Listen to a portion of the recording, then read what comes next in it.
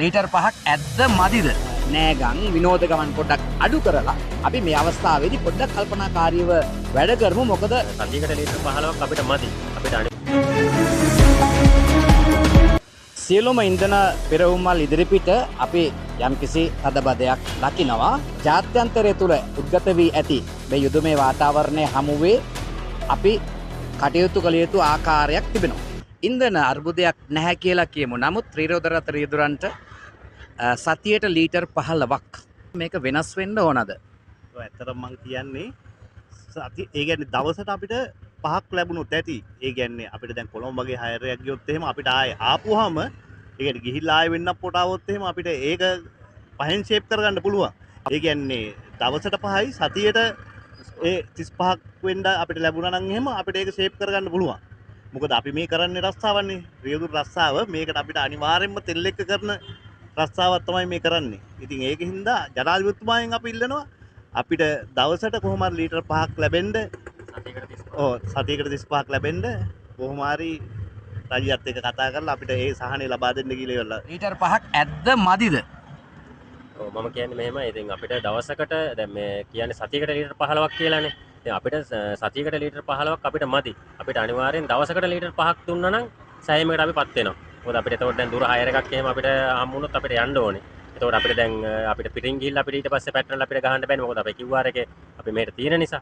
ඉතින් ඒ නිසා මම කියන්නේ අනිවාර්යෙන් අපිට දවසකට ලීටර් 5ක් අපිට දෙන්න කියලා. ඉතින් මේ ත්‍රිරෝද රිතුරන්ගේ ගැටලුවක්, ඒ වගේම තව දීවර ජනතාවගේ, ඒ වගේම ගොවි මහත්වරුන්ගේ විශාල ප්‍රශ්න අර්බුද තිබෙනවා. ඉතින් අපි බලමු මේ පිළිබඳව ජනතාව දන්න අදහස් මොනවාද, ඒ වගේම සමාජයෙන් ලැබෙන ප්‍රතිචාර මොනවාද කියන එක අපි ඉදිරියේදී බලමු. ඉතින් මේක තමයි ත්‍රිරෝදරන් වෙනුවෙන් අපේ වෙන්නප්පුවේ තාරුණ්‍යයේ හඬ. තාවට දරා ගැනීමට හැකි ප්‍රමාණයට තෙල් මිලේ සියුම් ඉහළ යාමක් තිබුණත් මේ අවස්ථාවේදී විශේෂයෙන්ම මෙවැනි මොහොතකදී අපිට ඒක දරා ගන්නට පුළුවන්. ඉතින් 2022 තෙල් මිල ඉහළ ගිය මට්ටමට ජනතාව එවැනි අර්බුදයකට තවම මුහුණ දීලා නැහැ. ඒ වගේම පොරොන්දු ප්‍රකාර බොහෝමයක් ලබා දුන්නා. ඒ වගේම මේ අවස්ථාවේදී දේශපාලනික වශයෙන් සමස්ත අන්තර්ජාලය තුල, මාධ්‍ය තුල සමහර රජයේ වගේම විපක්ෂ නියෝජනය කරන ඒ අයගේ හැසිරීම් රටාවන් අපි දකිනවා ඉතාම පහත් මට්ටමක පවතින්නේ. ඉතින් මේ වෙලේ සැබෑ යථාර්ථයේ තේරුම් අරගෙන, සැබෑ දේ අවබෝධ කරගෙන, ඒ වගේම නව රජයක් හැටියට ඒ රජේ නියෝජනය කරන තාරුණ්‍ය, ඒ වගේම ගමේ රටේ තොටේ මේ හැමෝම මේ මොහොතේදී නිවැරදි අදහස් උදහස් මෝනුපොත ඒ වගේම YouTube මාධ්‍ය ඒකකයන් තුල අපි විසින් දැරිය යුතුයි කියන එක අපි විශ්වාස කරනවා.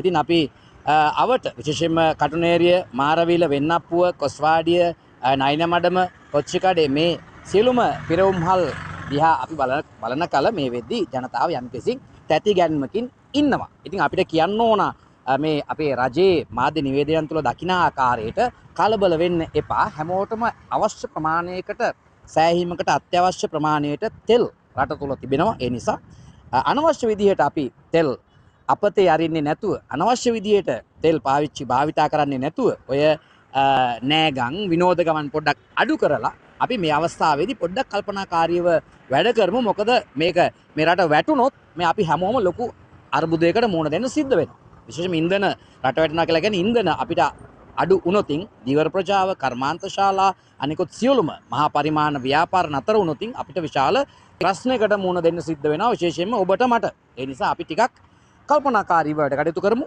අපේ වීඩියෝ එක බලලා ඔයාලගේ අදහස් උදහස් එකතු කරන්න. ඒ වගේම ඔබට යම්කිසි අදහසක්, ඔබට යම්කිසි විශේෂ දෙයක් Voice TV අපත් සමග කියන්න අවශ්‍ය නම් මෙන්න මේ දුරකථන අංකයට කතා කරන්න, අපත් සමග අත්වල බැඳ ගන්න, channel එක subscribe කරන්න. සුබ දවසක්. මම නුවන් දඹගේ. ටෙලිවිෂන් කරලි සොඳුරු නවාතැනක් GoSL TV.